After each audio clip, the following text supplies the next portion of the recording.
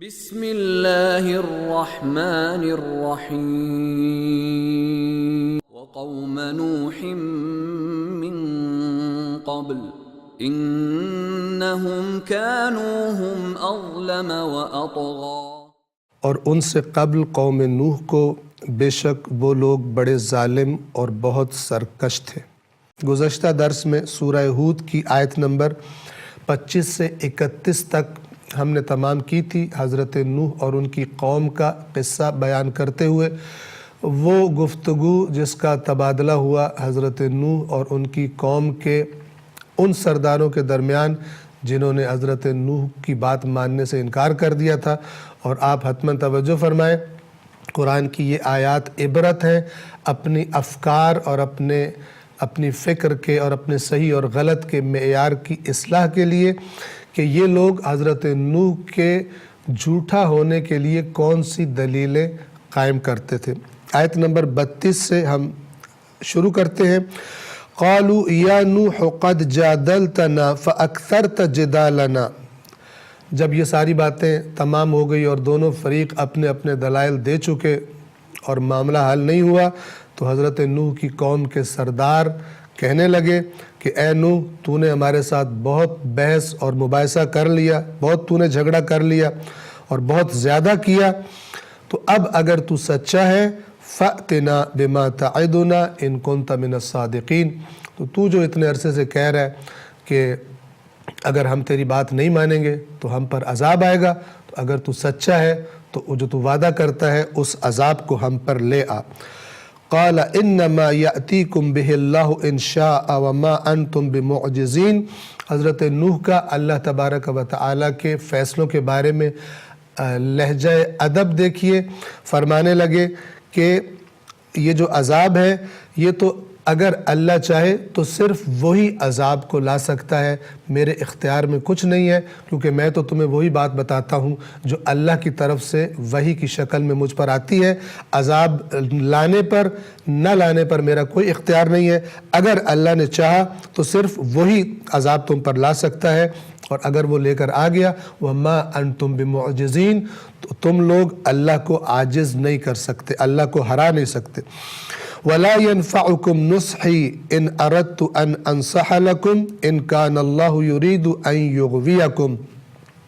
اور یاد رکھو کہ میری نصیحت تمہیں کوئی نفع نہیں دینے والی، اگر میرا ارادہ ہو تمہیں نصیحت کرنے کا، لیکن اللہ کا ارادہ ہو تمہیں گمراہ کرنے کا۔ ہوا ربکم، وہی تمہارا رب ہے، اصل تمہارا مالک اور تمہارا پروردگار وہی ہے، وَإِلَيْهِ تُرْجَعُونَ، اور تم اسی کی طرف ہی پلٹ کر جاؤ گے۔ یہاں پر اگر ذہنوں میں سوال آئے کہ حضرت نوح کی ذمہ داری بھی تو اللہ نے لگائی تھی نصیحت کرنے کی، تو پھر اس کا معنی کیا ہے کہ حضرت نوح فرما رہے ہیں کہ اگر میرا ارادہ تمہیں نصیحت کرنے کا ہو لیکن اللہ کا ارادہ تمہیں گمراہ کرنے کا ہو تو پھر میری نصیحت تمہیں کوئی فائدہ نہیں دے گی۔ اگر یہ سوال ذہن میں آئے تو قرآن مجید کی بہت ساری آیات ایسی ہیں جن کو ہم اسی کاروان قرآن کے دروس میں پہلے بھی بیان کر چکے، مختصراً عرض کرتے ہیں کہ جب اللہ فرماتا ہے کہ اللہ جسے چاہتا ہے گمراہ کرتا ہے اور اللہ جسے چاہتا ہے ہدایت دیتا ہے، تو اس کا معنی ہرگز یہ نہیں ہوتا کہ خداوند عالم زبردستی مجبور کر کے کسی کو گمراہ کر دے اور کسی کی ہدایت کر دے، بلکہ اس کا معنی یہ ہے کہ ہدایت اور گمراہی کے قوانین، یعنی جس راستے پہ چل کر اور جس طرز فکر سے اور جس طرز انتخاب سے ہدایت ملتی ہے، جس کا نتیجہ ہدایت ہے، وہ قانون بھی اللہ نے بنایا ہے، اور وہ طرز فکر جس کے نتیجے میں گمراہی کی طرف انسان چلا جاتا ہے وہ قانون بھی اللہ نے بنایا ہے۔ مثلا جو شخص اپنی خواہشات کو ایک طرف رکھ کر عقل سے باتوں پر غور کرتا ہے تو وہ صحیح طرف جائے گا، لیکن جو شخص اپنی خواہشات نفسانی کو غالب کر لیتا ہے اپنی عقل پر وہ گمراہی کی طرف جائے گا۔ یہ قانون بنانے والی ذات اللہ تبارک و تعالیٰ کی ہے۔ لہذا حضرت نوح کی اس بات کا معنی کیا ہے؟ وہ فرما رہے ہیں کہ اگر میرا تو ارادہ یہی ہے، میری ذمہ داری اللہ کی طرف سے یہی ہے کہ میں تمہاری نصیحت کروں، تمہاری نجات کا راستہ بتاؤں تمہیں، لیکن اگر تم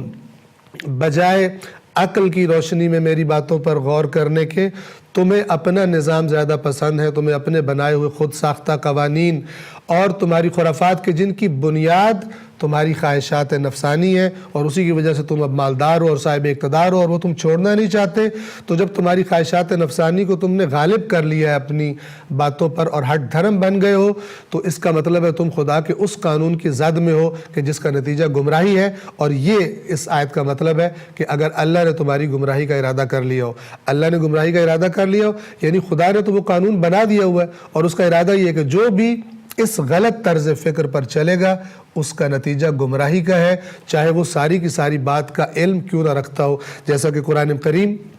ایک اور جگہ پر فرماتا ہے رأیت من اتخذ الہہ ہواہ، کیا تو نے اس شخص کو دیکھا، اس کی حالت پر غور کیا کہ جس نے اپنا معبود اپنی ہوائے نفس، اپنی خواہش نفس کو بنا لیا ہے، وَأَضَلَّهُ اللَّهُ عَلَىٰ عِلْمٍ، اور اس شخص کو اللہ نے علم ہوتے ہوئے گمراہ کر دیا، یعنی جانتا ہے کہ صحیح راستہ کون سا ہے، غلط راستہ کون سا ہے، اس کے باوجود کیونکہ اپنی خواہش نفس کی اطاعت کرتا ہے، تو قرآن نے بڑی سخت تعبیر استعمال کی کہ اس نے اپنی خواہش نفس کو اپنا معبود بنا لیا ہے۔ تو جس نے یہ کر لیا ہے تو اللہ کا قانون کیا ہے کہ اگرچہ اس کے پاس علم ہے صحیح اور غلط کا، لیکن چونکہ خواہش نفس کی بات ماننی ہے، لہٰذا علم ہونے کے باوجود خدا نے اسے گمراہ کر دیا۔ یہ خدا نے اسے گمراہ کر دیا ہے، زبردستی نہیں کی، اس کی اپنی نفس پرستی اس کو گمراہی کی طرف لے کر چلی گئی ہے۔ ان تمام قوانین ہدایت اور قوانین گمراہی کا خالق اللہ ہے، اور یہی معنی ہے قرآن کی بہت ساری آیات کا، مثلا جہاں فرمایا کہ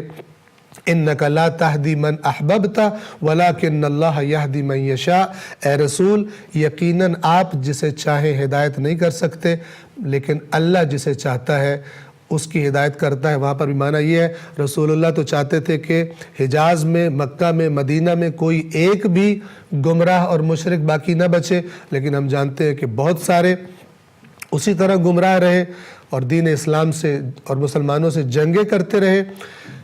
کیونکہ اس قانون کی طرف نہیں آئے جو قانون اس آیت میں بیان ہو رہا ہے کہ جسے اللہ چاہتا ہے اس کی ہدایت کرتا ہے، یعنی اللہ نے ایک راستہ رکھا ہے ہدایت کا، اور وہ یہ ہے کہ خواہشات نفسانی کو ہٹا دو دور، اور جو میں نے تمہیں عقل عطا کی ہے اس عقل، خالص عقل کی روشنی میں بات کو، ہمارے نبیوں کی بات کو سمجھنے کی کوشش کرو تو تمہیں ہدایت کی نعمت ملے گی، لیکن اگر خواہش نفس تم پر غالب ہے تو پھر یہ نعمت تمہیں عطا نہیں ہو سکتی۔ تو یہ معنی اس آیت کا کہ جو حضرت نوح فرما رہے ہیں سورہ ہود کی آیت نمبر 34 میں، اور تمہیں میری نصیحت کوئی فائدہ نہیں دے گی اگر میرا ارادہ تمہیں نصیحت کرنے کا ہو، لیکن اللہ کا ارادہ تمہیں گمراہ کرنے کا ہو، کیونکہ وہ تمہارا رب ہے، وہ خالق ہے تمام قوانین کا، وہ تمہارا پروردگار ہے، اور اسی کی طرف تمہیں لوٹ کر جانا ہے، اپنے رویوں کا جواب تم نے اسی کو دینا ہے۔ ام یقولون افتراہ، تو کیا یہ لوگ کہتے ہیں کہ اس نے اپنے پاس سے باتیں گھڑ لی ہیں، قل ان افتریتہ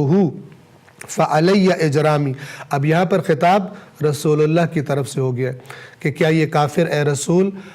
آپ سے یہ کہتے ہیں کہ یہ قرآن آپ نے اپنے پاس سے افترا کیا، گھڑ لیا، بنا لیا ہے، ان سے کہہ دیجئے قل ان افتریتہ، اگر میں نے اس کو اپنے پاس سے افترا کیا ہو، فعلی اجرامی، تو میرے جرم کی سزا بھی مجھے ہی ملے گی، وانا بریء مما تجرمون، اور میں ان باتوں سے بری ہوں کہ جو تم اللہ کی نافرمانیاں اور جرم کر رہے ہو۔ اس کے بعد دوبارہ آیت نمبر 36 سے حضرت نوح کا قصہ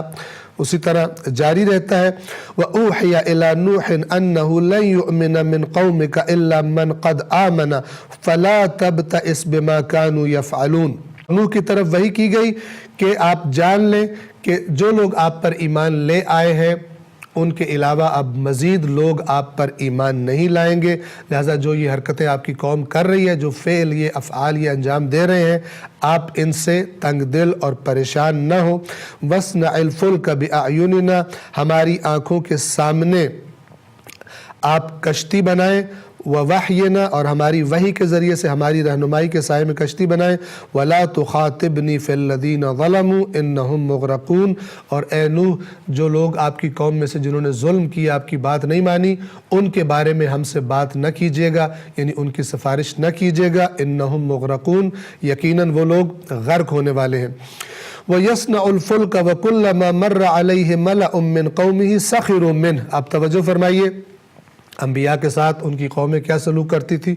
حضرت نوح کو حکم ملا کشتی بنانے کا، قرآن کہتا ہے وہ کشتی بنانے لگے۔ اب کشتی بالکل جہاں وہ بنا رہے تھے وہاں پہ خشکی تھی، دور دور تک پانی کا نام و نشان نہیں تھا۔ تو اب جب یہ سردار حضرت نوح کے پاس سے گزرتے تھے تو انہیں گویا اپنی گمراہی کے لیے، مزید غرق ہونے کے لیے شیطان نے ایک اور بہانہ ان کے ہاتھ میں دے دیا اور کہنے لگے کہ یہ دیکھو کتنا سمجھدار اور عقل مند اللہ کا نبی ہے کہ لوگ دریاؤں میں اور پانیوں میں کشتیاں بناتے ہیں، اور یہ اللہ نے اس کی رہنمائی کی ہے کہ یہ خشکی پر کشتی بنا رہا ہے، یہ خشکی پر کشتی چلائے گا۔ اور اس طرح کی باتوں سے جب بھی پاس سے گزرتے تھے حضرت نوح کا مذاق اڑاتے تھے۔ قال ان تسخروا منا فإنا نسخر منکم کما تسخرون۔ حضرت نوح تو وحی کے پابند تھے، اس کے مطابق اللہ کی اطاعت میں یہ کام کر رہے تھے۔ تو حضرت نوح نے فرمایا کہ اگر تم ہمارا مذاق بنا رہے ہو تو پھر ایک دن جو میرے ساتھ ہوں گے لوگ وہ بھی تمہارا مذاق بنائیں گے، بالکل اسی طرح جس طرح تم مذاق کر رہے ہو۔ اور جب تم گویا کہ دیکھو گے کہ اللہ کا عذاب اس پانی کی شکل میں آ جائے گا اور یہ کشتی اس میں چلے گی۔ فَسَوْفَ تَعْلَمُونَ مَنْ يَأْتِيهِ عَذَابٌ يُخْزِيهِ وَيَحِلُّ عَلَيْهِ عَذَابٌ مُقِيمٌ، اور بہت جلد تم جان لوگے کہ کس پر وہ عذاب آتا ہے جو اس کو ذلیل و رسوا کر دے گا، اور کس پر باقی رہنے والا عذاب عنقریب آ جائے گا۔ اس کو جاری رکھیں گے۔ والسلام علیکم ورحمۃ اللہ وبرکاتہ۔